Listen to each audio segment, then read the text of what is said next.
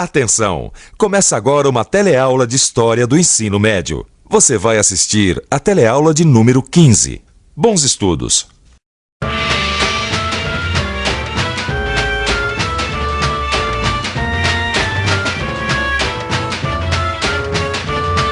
Você sabe quando foi que o dinheiro começou a ter o valor que a gente costuma dar para ele hoje em dia na nossa sociedade? Ou, em outras palavras, você sabe quando foi que o dinheiro começou a ter uma circulação realmente importante para a vida das pessoas? Então fica ligado no que a gente vai estudar hoje. Na teleaula de hoje, a gente vai ver que o século XIV foi decisivo para o desenvolvimento dos reinos cristãos da Europa. Vamos acompanhar como o fim das cruzadas mudou tremendamente a vida das populações europeias. A gente vai ver como surgiu uma nova classe social, a burguesia. Finalmente, vamos ver como essa nova classe teve a ver com o aumento da circulação do dinheiro e como ela contribuiu, junto com a monarquia, para destruir a base econômica do sistema feudal.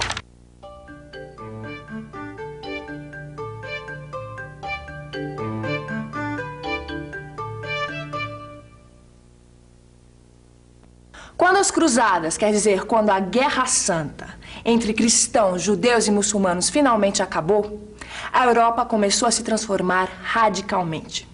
Se a gente pegar a economia, por exemplo, a gente vai ver que os europeus deixaram de produzir apenas alimentos. Eles aprenderam novos métodos de trabalho e enriqueceram com novas indústrias. Foi nessa época que o comércio entre a Europa e o Oriente passou a ser muito mais intenso.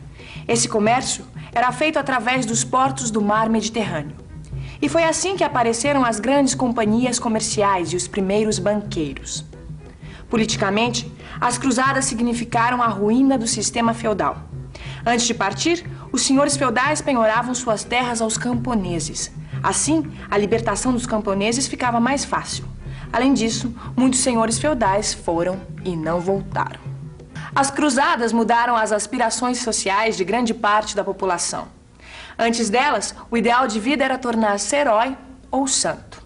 O contato com o luxo do Oriente despertou o desejo de enriquecimento. Surgiu assim um novo estilo de vida. Os castelos viraram palácios. Os torneios entre cavaleiros se transformaram em reuniões onde se ouvia música e se conversava sobre literatura. Os trovadores e os poetas aperfeiçoavam as línguas que vinham do latim. Foi assim que surgiu o idioma italiano, o francês, o espanhol e o português. Pois é, a nossa língua portuguesa surgiu num momento de grande agitação na Europa. E essa agitação acabou modificando a vida das pessoas de um jeito muito parecido com isso que nós estamos vendo aqui, nessa estação rodoviária. A senhorita veio da onde?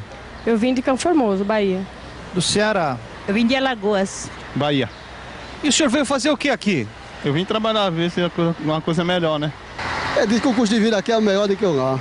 Ela vem em busca de emprego, né? De melhores condições, que São Paulo é muito grande e deve dar uma condição melhor de trabalho, né? Pois aconteceu uma coisa bem parecida no tempo das cruzadas. Muitos camponeses puderam deixar as terras dos senhores e partir para cidades, ou burgos, como as cidades eram conhecidas naqueles tempos. Os burgos não faziam parte dos domínios dos senhores feudais. Os burgueses, ou seja, os habitantes das cidades, não queriam terras nem precisavam de senhores. Eles conseguem obter dos reis um tipo de documento chamado carta patente.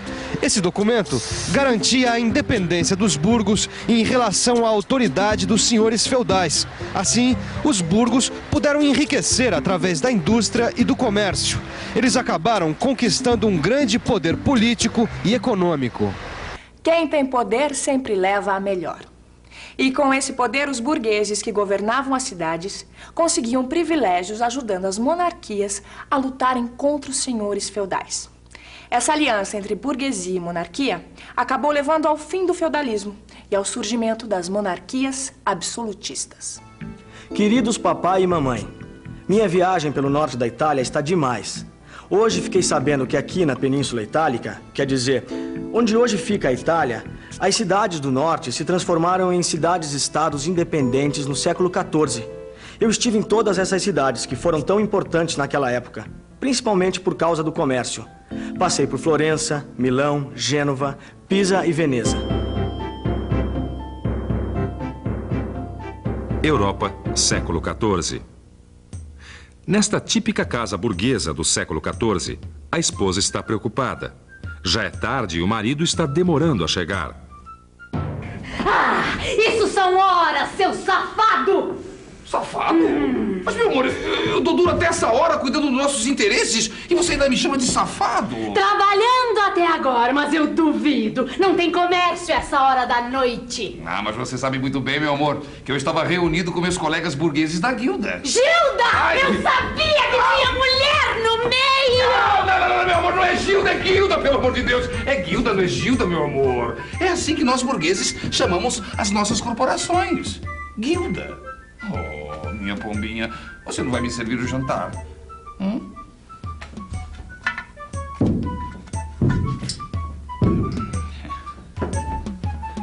Você sabe, meu amor, que os artesãos e os comerciantes estão se organizando em corporações chamadas guildas. E essas corporações têm seus estatutos, seus privilégios, sua própria legislação. E para que esse trabalho todo? É, porque assim a gente se organiza, meu amor. Você veja o caso dos artesãos, por exemplo. Um artesão tem que passar por várias etapas de aprendizado até poder exercer seu ofício. Até que se torne mestre, ele tem que aprender muito. E por que você não me leva numa reunião dessa sua corporação?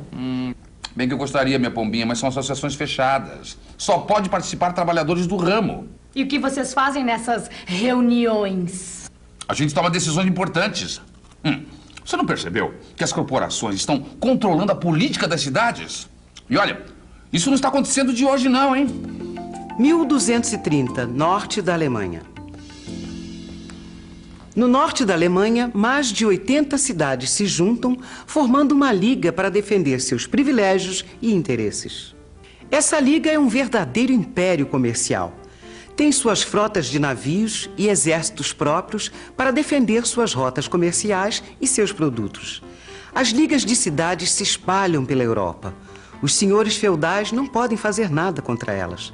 As ligas de comerciantes surgem na França, em Flandres e no norte da Itália. As cidades do norte da Itália se tornam mais poderosas do que todas as outras porque controlam o comércio com o Oriente. Outro sinal de que os tempos estavam mudando era o declínio do poder dos papas. Eles estavam em luta contra o poder imperial e acabaram levando a pior.